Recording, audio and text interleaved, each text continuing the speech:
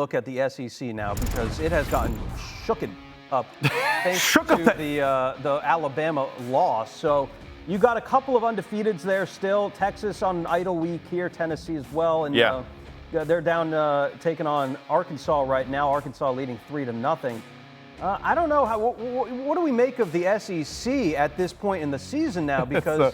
It's so wild. You got Alabama and Georgia that have conference losses now. The bottom 8, Alabama. Well, right. Number 1 team in the country. Another thing we're looking at right now is this Arkansas versus Tennessee game.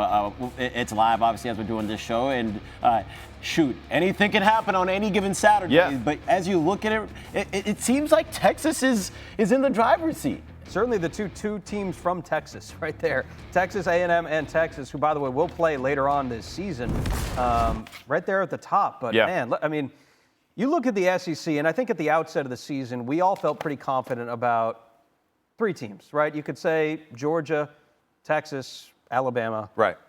Even with that loss, I know we had people in the chat saying Alabama's not going to make the 12-team playoff. That's yet to be seen, but they're still going to be better than 50%. A lot of people are hoping for that. To make the playoffs, right. So, but things have changed, guys. Things have changed, and our opinions change as we learn more about these teams.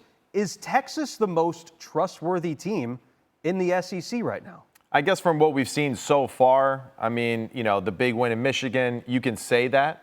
But until we kind of get more into the SEC play, I don't want to make any, judgment too soon with any of these football teams. And that graphic that we just showed to me is very telling of the reality of the SEC and its reality for the future.